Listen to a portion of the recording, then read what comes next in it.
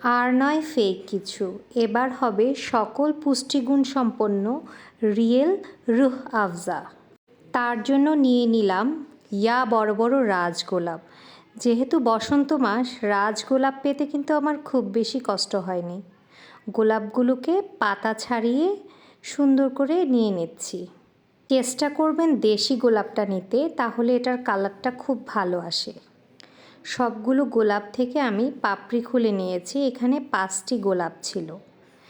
এবার ফুটন্ত গরম পানির মধ্যে আমি গোলাপের পাপড়িগুলোকে দিয়ে দিলাম।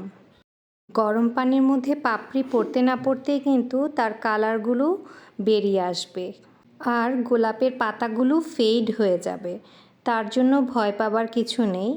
আমাদের যা প্রয়োজন সেই রঙটি এই পাতা থেকে বেরিয়ে পানিতে চলে আসবে। যেহেতু সম্পূর্ণ স্বাস্থ্যকর পদ্ধতিতে আমি এটা করব, তাই আমি কিন্তু এখানে কোনো রকম ফুড কালার ইউজ করব না। সমস্ত ফুল এবং ফলের রস দিয়ে আমি চেষ্টা করব রুহ আফজাটাকে তৈরি করে নিতে। 5 মিনিট ফুটিয়ে নেওয়ার পর রোজ পেটেলগুলো পিঙ্কিশ কালার হয়ে যাবে আর সম্পূর্ণ নির্যাসটা পানিতে চলে যাবে। পর্যায়ে এটাকে সম্পূর্ণ ঠান্ডা করে নিংড়ে ছেঁকে নেব। আমি আমার পছন্দ মতো কিছু ফ্রুটস নিয়ে নিয়েছি। আপনারা চেষ্টা করবেন এখানে কিছু সতেজ জুসি ফ্রুটস ইউজ করার জন্য। এবার তৈরির পালা। আমি এখানে ড্রাগন ফল জুস করে নিয়েছি, সাথে নিয়েছি অরেঞ্জ জুস, ওয়াটারমেলন জুস, 2 রকমের গ্রেপ জুস, অ্যাপেল জুস। আমি জুসি যত কিছু পেয়েছি সব কিছু সুন্দর করে এই জুস মেকারটা দিয়ে জুস করে নিয়েছি। আপনাদের জুস মেকার না থেকে থাকলে আপনারা ব্লেন্ড করে নিতে পারেন।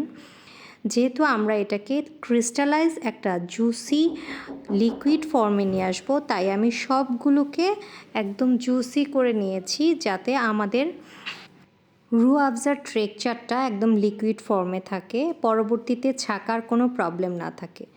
তারপর আমি একে একে ভালো করে এগুলোকে ছেঁকে ওই যে রোজ পেটালগুলো বয়েল করে নিয়েছিলাম সেই পানিটার সাথে প্রত্যেকটা ফলের জুস মিশিয়ে নিচ্ছি। ভালো করে মিশিয়ে আমি এখন এগুলোকে জাল করব। আমি এখানে 3 কাপ পরিমাণ চিনি ইউজ করেছি।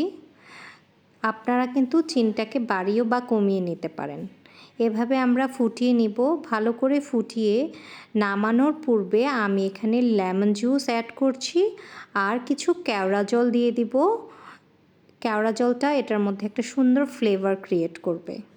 আসছে মাহে রমজানে আপনাদের সারা দিনের ক্লান্তি দূর করতে এটা কিন্তু একটি অনবদ্য ভূমিকা পালন করবে। এই রকম একটা ক্রিস্টালাইজড পানি লিকুইড ফর্ম করে আমি এটাকে নামিয়ে নিব। এটাকে নামিয়ে ছেঁকে নেব। একটু লিকুইড ফর্মে রেখেছি, কারণ সম্পূর্ণ ঠান্ডা হলে কিন্তু এটা আরও একটু ঘন এবং থিকথিকে হয়ে যাবে। যেহেতু কোনো প্রকার প্রিজারভেটিভ ইউজ করা হয়নি, আমি কিন্তু এটাকে ফ্রিজের নর্মাল চেম্বারে 1 থেকে 1.5 মাস একটি কাচের জারে করে স্টোর করব। এর থেকে বেশি দিন স্টোর করা যাবে না। আমার ভিডিওটি ভালো লেগে থাকলে আমার চ্যানেলে ফলো দিতে ভুলবেন না। Thanks for watching. অগ্রিম মাহে রমজানের শুভেচ্ছা।